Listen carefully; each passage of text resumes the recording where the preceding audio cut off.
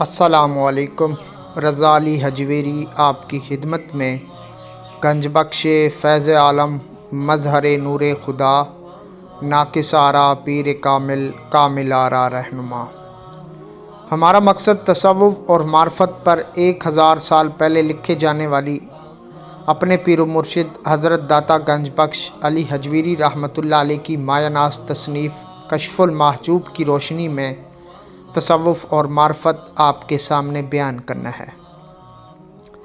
جس کتاب کے متعلق حضرت خواجہ نظام الدین اولیاء رحمۃ اللہ علیہ فرماتے ہیں کہ جس شخص کو بھی مرشد کامل کی تلاش ہو، وہ حضرت داتا گنج بخش علی حجویری رحمۃ اللہ علیہ کی کتاب کشف المحجوب کو پڑھے، اسے مرشد کامل کی رہنمائی ملے گی۔ روحانیت اور روحانیت کی تلاش میں رہنے والوں کے لیے ہم نے روحانیت کے 9 پردوں کا ذکر الگ الگ ویڈیو میں کر دیا ہے، جو آپ ہمارے یوٹیوب چینل پر ترتیب سے دیکھ سکتے ہیں۔ آج جس موضوع پر ہم بات کرنے جا رہے ہیں کہ ہم روحانیت میں ترقی کیسے کر سکتے ہیں اور روحانیت کو کیسے بڑھا سکتے ہیں۔ خداوند تعالیٰ فرماتے ہیں، ترجمہ: ہم آزماتے ہیں تم کو کچھ خوف، بھوک سے اور مال و جان اور پھلوں کے نقصان سے۔ رسول اکرم صلی اللہ علیہ وآلہ وسلم نے فرمایا ہے، ترجمہ: بھوکا پیٹ اللہ تعالیٰ کو زیادہ محبوب ہے 70 غافل عابدوں سے۔ یاد رہے کہ بھوک کے درجات بہت بلند ہے اور تمام اقوال و مذاہب میں اس کی تعریف آئی ہے، کیونکہ بھوک سے دل و دماغ تیز تر، مہذب تر اور تندرست تر ہوتے ہیں۔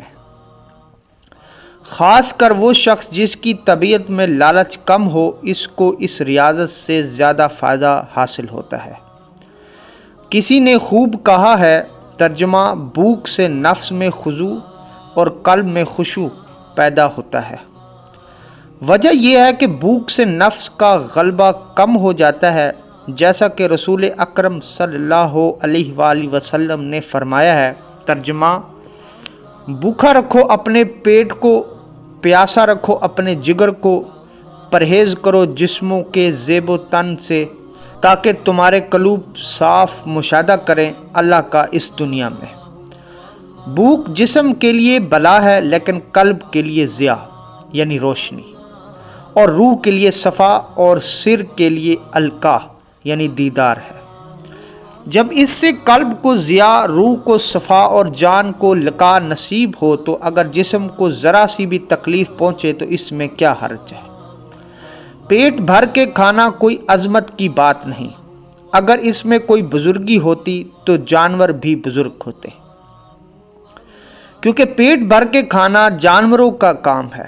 بھوک بہادروں کا علاج ہے۔ جہاں بھوک روح کی تعمیر ہے، وہاں پیٹ بھر کے کھانا پیٹ کی تعمیر ہے۔ جو شخص ساری عمر تعمیر روح میں صرف کرتا ہے، حق تعالیٰ کے ساتھ ایک ہو جاتا ہے۔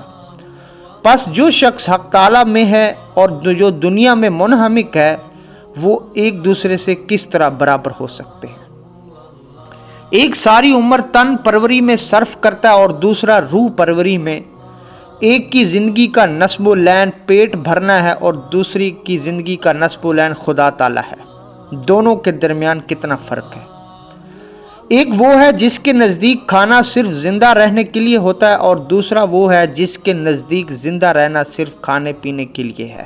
مشائخ کا کہنا ہے کہ بھوک صدیقیوں کا کھانا اور مریدین کا دستور اور شیطان کی قید ہے۔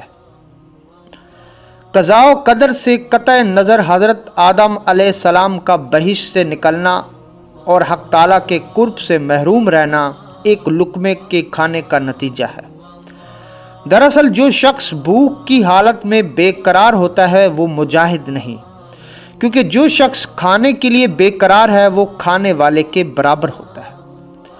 پس حقیقی تارک طعام وہ ہے جو طعام سے بے نیاز ہے۔ جو شخص بھوک سے بیتاب ہے، اپنے آپ کو تارک طعام کہتا ہے، وہ پیٹو ہے اور شیطان کا قیدی اور نفس کا غلام ہے۔ حضرت شیخ قطانی رحمۃ اللہ علیہ فرماتے ہیں کہ مرید وہ ہے جس میں یہ 3 چیزیں پائی جائیں، وہ اس وقت سوئے جب نیند کا غلبہ ہو، اس وقت بات کرے جب ضروری ہو، اور اس وقت کھائے جب فاقے سے مجبور ہو جائے۔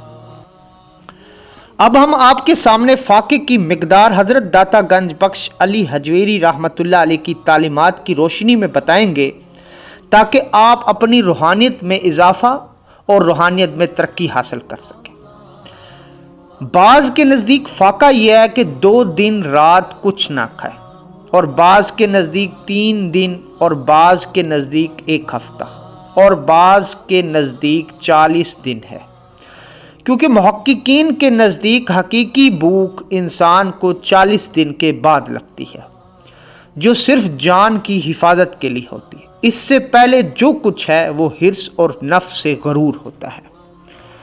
خدا تجھے معاف کرے، تو جان لے کہ اہل معرفت کی رگ و ریشے میں اسرار خداوندی بھرے ہوئے ہوتے ہیں، اور ان کے قلوب بارگاہ معلیٰ کی جلوہ گاہ ہیں، اور ان کے قلوب اور ان کے سینے کی طرف سے ایک دروازہ کھلتا ہے جس پر 2 چوبیدار بیٹھے ہوتے ہیں، ایک عقل اور دوسرا شہوت۔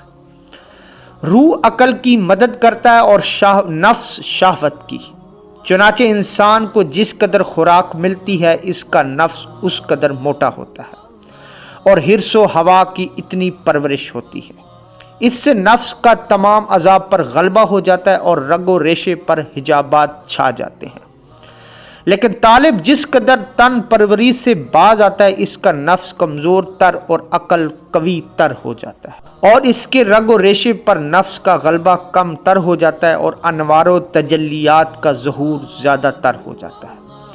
بس جب نفس مر گیا اور جب اپنی حرکات سے باز آیا تو باطن مٹ جاتا ہے، اور حق کا ظہور ہو جاتا ہے، اور مرید کی مراد پوری ہو جاتی ہے، اور مرید اپنے جلوہ گاہ میں مشاہدہ حق سے منور ہو جاتا ہے، اور روحانی ترقی پکڑ لیتا ہے، اور درجات کی بلندی اس کا نصیب بن جاتی ہے۔ اللہ تعالیٰ سے دعا ہے کہ اللہ تعالیٰ ہمیں حضرت داتا گنج بخش علی حجویری رحمۃ اللہ علیہ کے نقش قدم اور ان کے ملفوظات پر چلنے کی توفیق عطا فرمائے۔ ویڈیو آپ کو پسند آئی تو چینل کو سبسکرائب کریں، لائک کریں اور شیئر کریں، اور اس متعلق آپ کا کوئی بھی سوال ہو تو آپ کمنٹس میں پوچھ سکتے ہیں۔ شکریہ۔